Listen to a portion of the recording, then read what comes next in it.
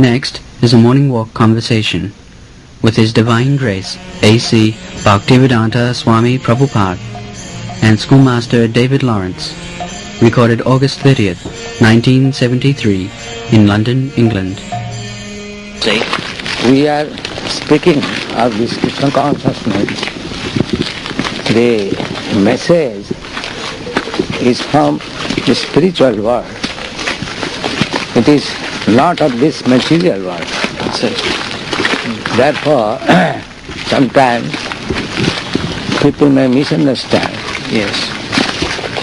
So we have to explain it nicely. But the entire subject matter of Krishna consciousness is not of this material world. All it is of spiritual world. But they have no information of the spirit and the spiritual world. Therefore, sometimes they find it very difficult to understand.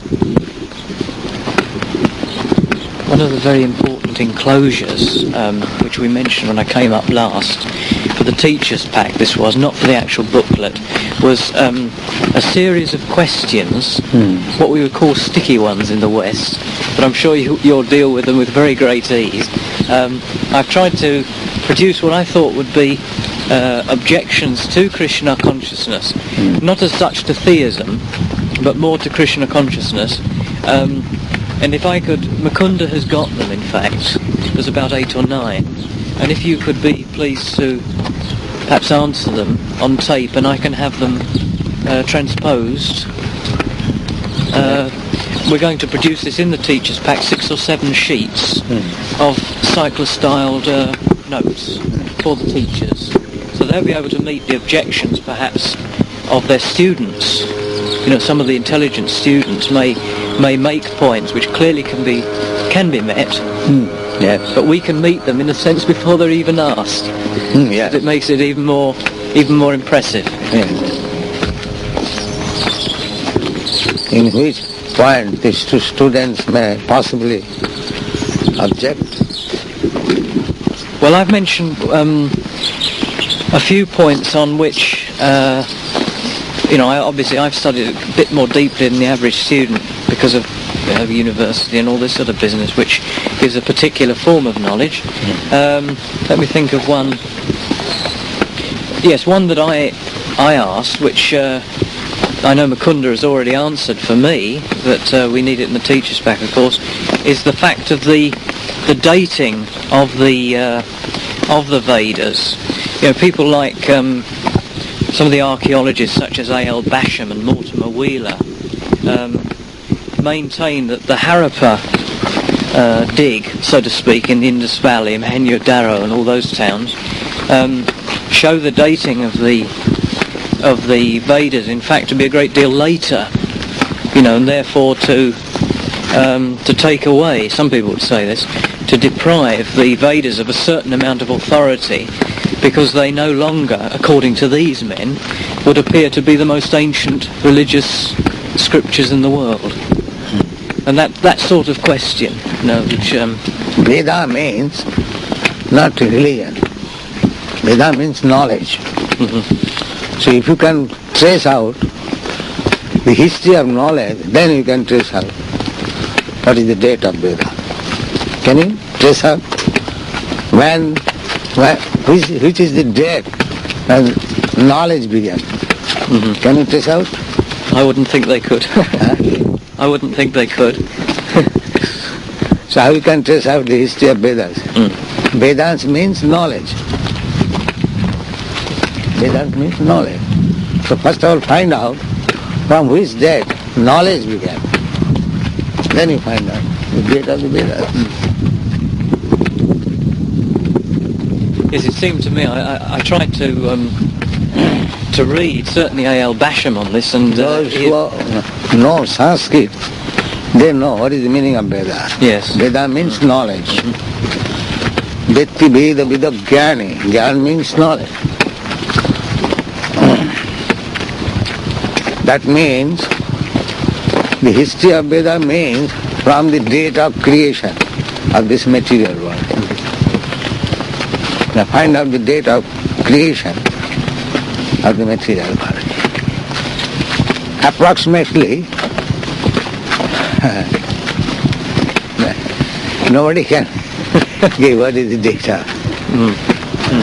We cannot date up like Brahma. He got the first of all the Vedic knowledge. Now, one day of Brahma he cannot calculate. One day of Brahma. When Brahma night is there is devastation up to some extent.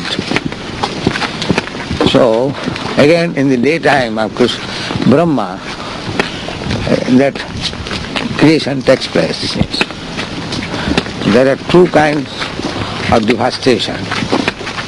One devastation is at the night of Brahma, and one final devastation is the whole cosmic manifestation finished.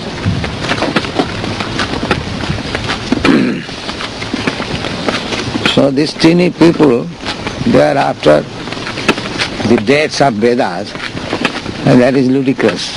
That is yes. Just like there are many microbes, they grow in the evening and die at the just in the day beginning. The whole night is there, the span of life. Our life is like that. What history can write?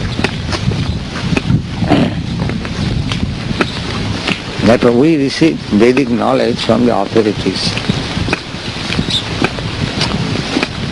And what is the value of these dates? Indeed. I mean, it's the sort of thing that Western scholars excel in, isn't it? Suppose if you try to trace out when the human being began calling mother, can you trace out the history?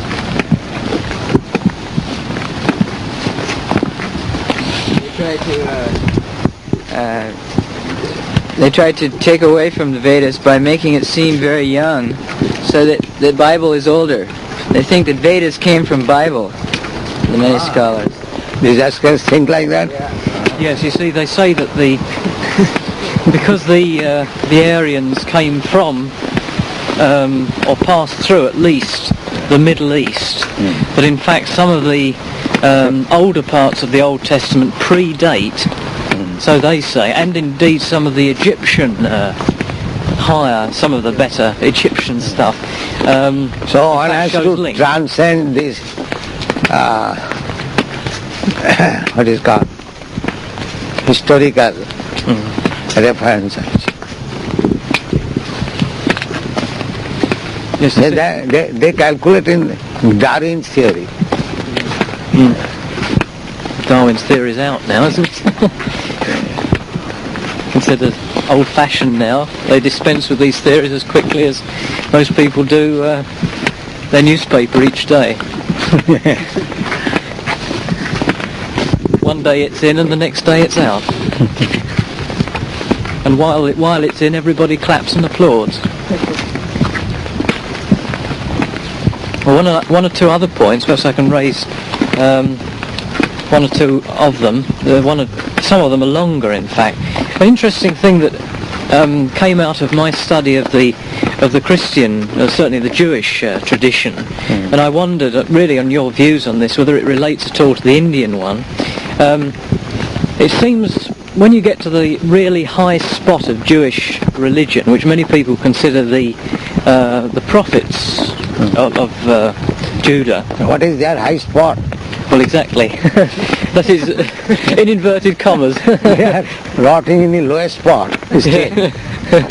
What is their high spot? Let's think. Somebody like perhaps Isaiah, or somebody like this, who was a universalist. Says so many things. But yes, that's right. Oh yes, I mean if you take them, they all differ in their views.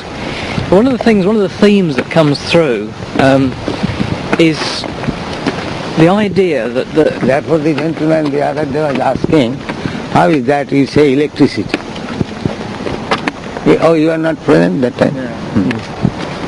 Because they have translated, there is no need of sun, there is no need of moon, there is no need of electricity in the spiritual world. oh yes, I was reading that. Yes. When he heard the word electricity, he became astonished. Because the word did not exist. Yeah. Yeah. Yes, I must admit I was amazed at that reference. I was reading it yesterday. that frog philosophy is going on. Dr. Frog is simply calculating the well, that's all. How there can be Atlantic Ocean. And that is frog philosophy. Yeah. You know frog philosophy? Yes. You know? I don't think it. No. You can explain what is that frog philosophy. Well, philosophy is trying to imagine the size of the Atlantic Ocean never having left my well. Oh, I see. Yes. Completely beyond one's experience. Yeah. No, especially of the Mr. Frog, Dr. Frog. He has never seen No. what is Atlantic Ocean. Yes. Yeah. And somebody informed him, oh, I have seen such a vast mass of water. You know? Yes. Is it bigger than this? Yeah. Well, beyond his conception. Yeah. Completely. That these people are like frogs Yes. rotting in the well. Yeah. And what they can understand of the Vedic knowledge. So one of the themes really that interested me was this this yearning, certainly it was true amongst the Jews, to return to a rural background, to a rural sort of setting. I wondered if you felt that much of the Vedas was in fact a firm belief, an affirmation, if you like, that the most true form of life, the most pure form of life, is one that's lived alongside nature, not against nature, as we seem to be doing in our urban setting. In the Jewish tradition, they yearn for a life of living on farms and villages, small communities with cows and agriculture. This is also expressed in the Vedas. Oh yes. You feel that strongly? Oh yes. That is real life. Yes. Real life means you have to minimize your bodily activities so that you can save time and devote for spiritual understanding. Yes. That is real life. And the present civilization based on bodily concept of life is animal life. Yes. It is not civilized life. Civilized life means athato brahma jigyasa. When one is advanced, so much so that he inquires about the spirit soul. So there is no such inquiry. Like the cats and dogs, they cannot inquire what is spirit soul. So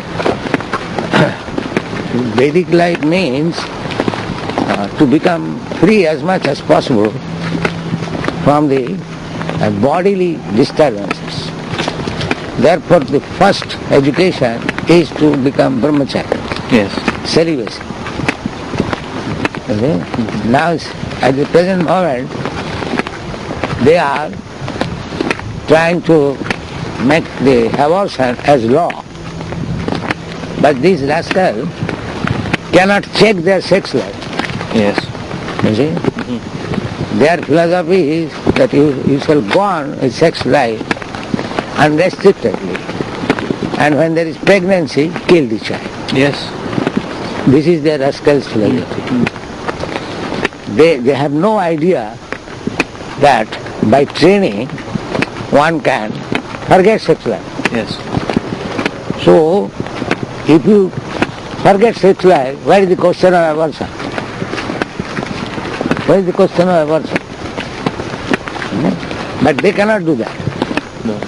Therefore, it is said, adanta gobhi visadanta misram, by non-restricted sense enjoyment, they are gradually going to the animal, a lower grade of life. They cannot explain why there are so many varieties of life. They cannot explain. So, this pillar of baby within the womb. So, the result will be that this man who is, indulging in abortion, he will be put into the womb and somebody will kill him. And as many wombs or baby he has killed, he will have to take so many lives and being killed. It's calm. So much so that it will be rather impossible for him for hundreds of years not to see the light. He will remain in the womb and being killed. Yes. He does not know the nature's law. One cannot violate the nature's law. You can violate the state law. Suppose you kill somebody. You can escape by trick, but you cannot escape nature's law. As many times you have killed, so many times you have to be killed within the womb. Yes. This is nature's law. I was very interested to talk to a nurse in one of the main London hospitals, only last week in fact, and she was saying that they're having almost impossible time trying to man these abortion wards now because all the nurses and doctors just don't want to do the work. In some cases, she was saying that they take a baby from its mother's womb and it's sort of put onto a tray and thrown into a litter bin, and you can see it moving. And they've had one or two cases at their hospital where they've gone out afterwards and they've seen babies moving. It has been seen in Calcutta also, in dustbin, found out some child, dustbin. Terrible. Some in such a advanced state of pregnancy that clearly life is a strong possibility. And not advanced stage. Yes. Life begins from the very beginning of sex. The sex, the living entity is very small. By nature's law, according to his karma, he is sent to the father's semen, and that is injected. And immediately the two secretions emulsify, the man's and the woman's, and it forms a body just like a pea. That is the formation of body. Now the pea-like form develops gradually. Then first manifestation is the 9 holes. Everything is there in the Vedic Scriptures. Yes. The 9 holes, we have got 9 holes. 1, 2, 3, 4, 5, 6, 7, 8, 9. In this way, gradually, the senses develop. And by the time 7 months, everything is complete. And the living entity's consciousness come back. Prior to the formation of the body, the living entity remains unconscious, just like in chloroform, anesthetic. Then he dreams, and then gradually consciousness, at that time he becomes very much upset to come out. Then nature gives him heartbeat. He comes out. This is the process of birth. Cool. What do they know? They do not know anything. No. I was absolutely amazed to read an article, I think it was... This is Vedic knowledge. Well, So he'll get everything perfect. Therefore, how there can be any history?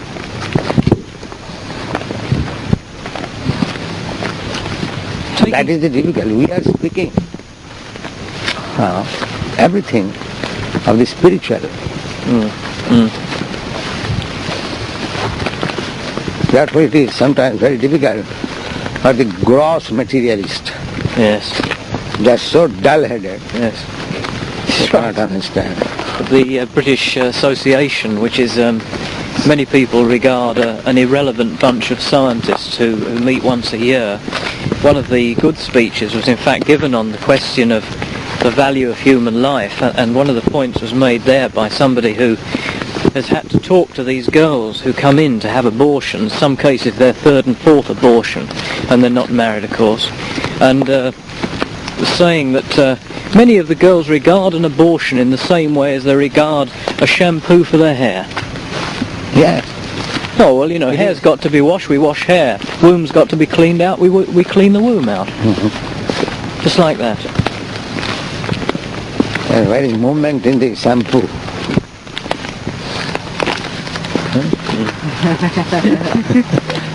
That means their human beings are simply being put into ignorance. Animal kingdom. Yes, yes, This is modern civilization. yes. To keep people in ignorance, in darkness, is ajanata. Ajanata, the Sanskrit word is ajanata. Lokasya ajanata. Ajanata means to keep in darkness. They do not know anything about the importance of life. Ajanata. Jaya sanmahita jiva atvaram trignatmakam. By this ajanata principle, man considers that this I am this matter. They are all doing all these things because they have no spiritual understanding. That's right. Yes. Taking the body as lump of matter. That's right. Yeah. To break a stone and to kill the body of a child is the same thing. Yes. They think like that. And yet the incredible thing is the obsession with making life longer. I mean, what is the point of making a life longer that is a worthless life anyway? Because it is so materialistic. If you take a man, well, somebody could say he's given a great deal of enjoyment. A man like Walt Disney, you know, has had his body put into... You can see this tree, you'll find at least 500 years old.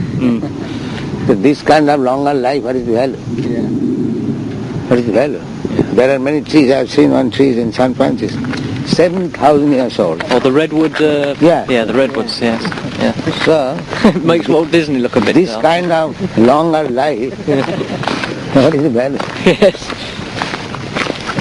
Yes, you know, he had his body put into suspended animation, I don't know what they call it, cytology is it, or something, where they have them put into chemicals and bathed because he died of cancer, and he wants to be woken up in about 50 years' time when they've got the cure for cancer, and then he can live again and, you know, make a few more films apparently. It's an extraordinary attitude to life, isn't it, really?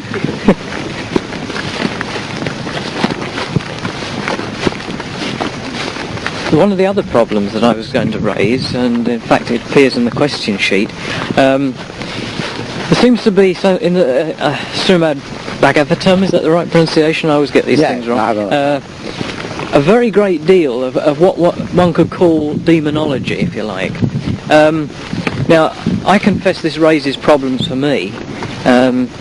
When a book like that... Bhagavad was written 5,000 years ago. Yes, very, very ancient. Now, is it to be taken, the references say to Purtana, is this to be taken It is also physically or spiritually as a demonic power or what? No. Which one? Where is it the demoness Purtana takes Krishna and Krishna sucks her breast? Or, That's right. No, literally. Allegorically. He's Literally. Yeah, literally as a physical fact. Oh, yes. Now, having said that, then, if one goes on You logically, will find so many demons like Putana, even at the present moment.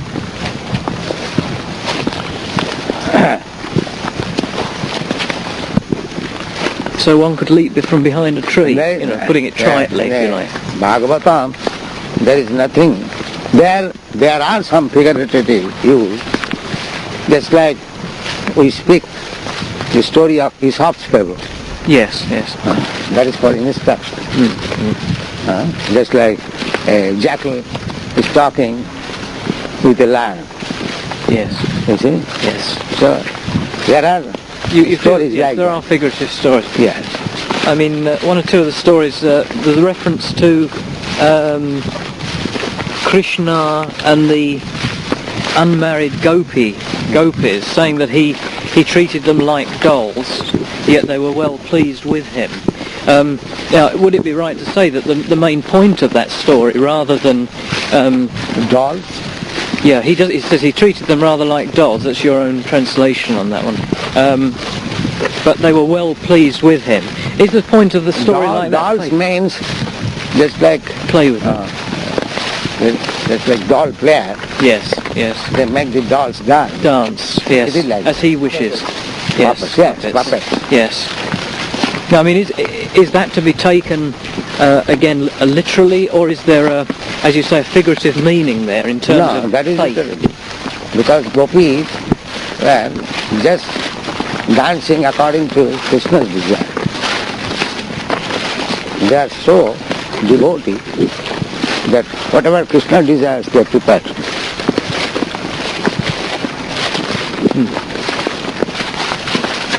See, without being too irreverent, it seems a strange thing to get young ladies to undress in front of you. That's what I'm probably say misunderstanding it, you see. it will be difficult for ordinary person. Still, as far as possible, I have tried to explain for understanding of the ordinary people. By general reading, it is not difficult.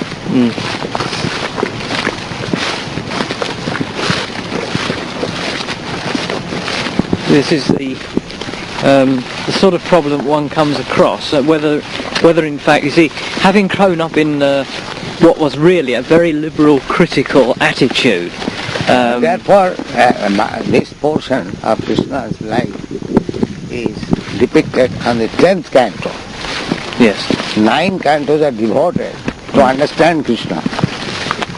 Yes. So without understanding Krishna, if one tries to read the life and pastimes of Krishna, it may be misleading. Yes. I think somewhere it said... Therefore Bhagavad begins, the Janmadasya Jata. What is the origin, source of creation? Not abruptly Krishna. Yes. Then, after developing all such knowledge, one can understand what is Krishna. So when the Krishna, the consciousness. But in the spiritual world, there are activities like that. Yes. The material world is only perverted reflection of the activities of the spiritual world. So when you perverted reflection. It is reflection, but perverted. Therefore, it is difficult. So when the insight is there, you see the truth. Basic principle. Understand. That Krishna loved the gopis. Gopis are young girls, Krishna was young boy. But the same love between young boy and girl here is lust. Yes. That's what it is purpose. Yes. The reflection is there, but it is not love, it is lust. Yes, that's the difference. That's the difference. Yes. So it's using our experiences and refining them and distilling them and showing what the true value of these experiences is, the true meaning of them. In the gopis' love with Krishna, there is no lust. That is the difference. Reverence, isn't it? Here, reverence for him. The so-called love is lust only. It is going on in the name of love.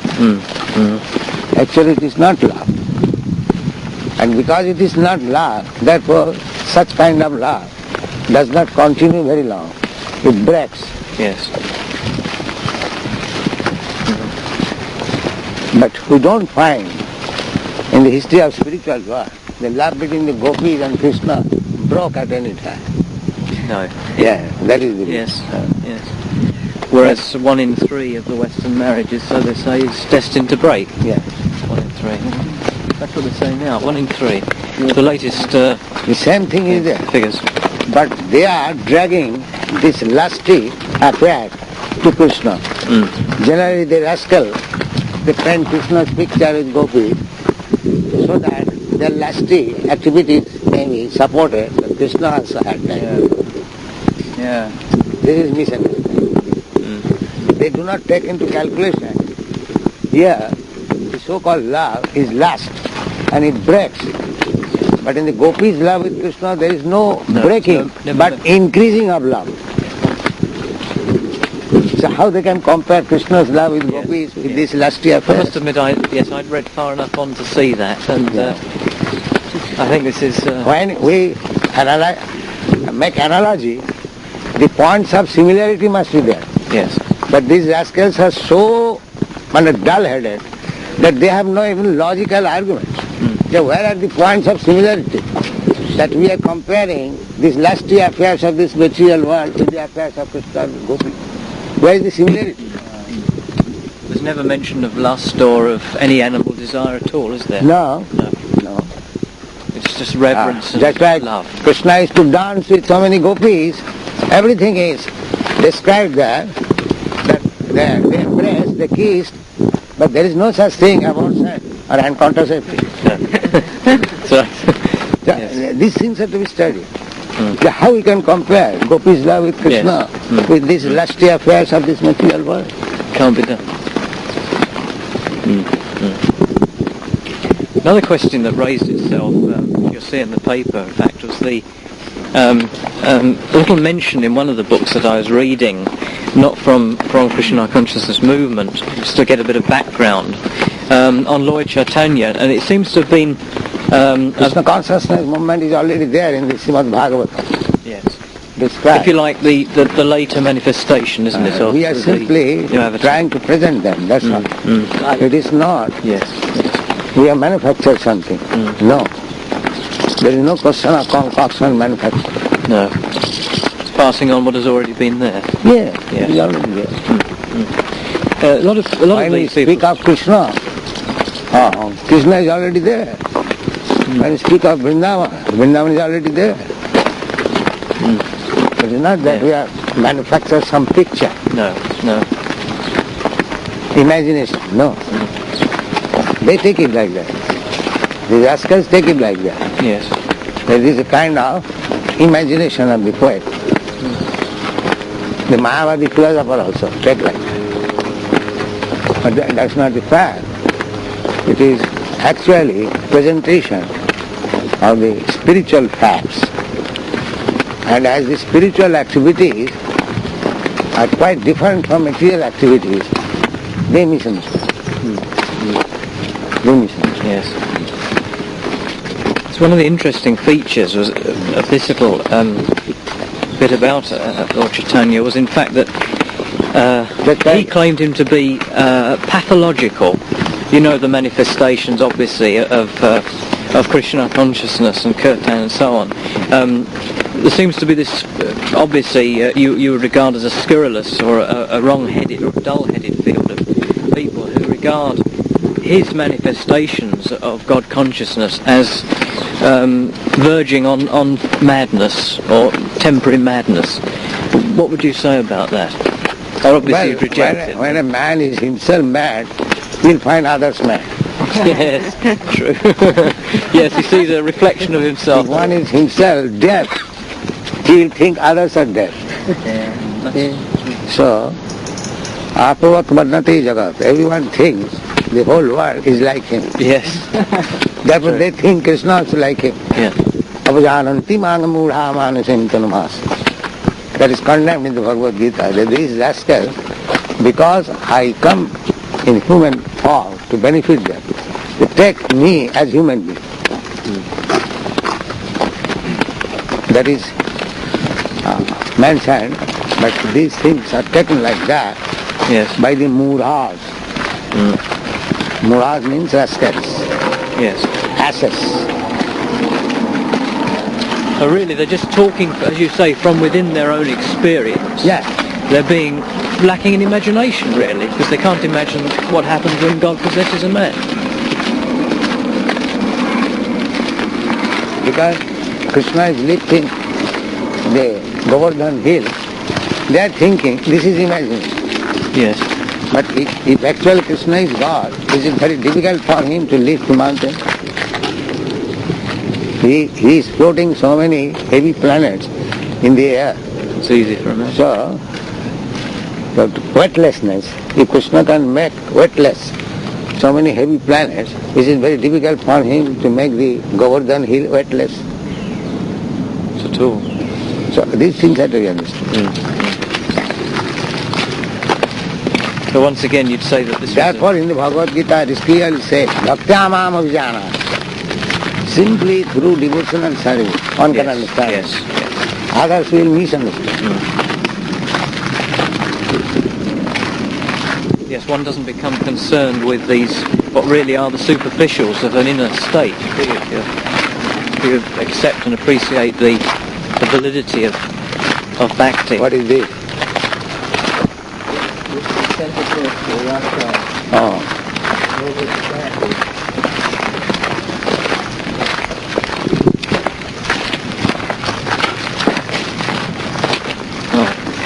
Once again, many thanks for your Thank you. tremendous cooperation. As I say, I hope it won't put you to too much work.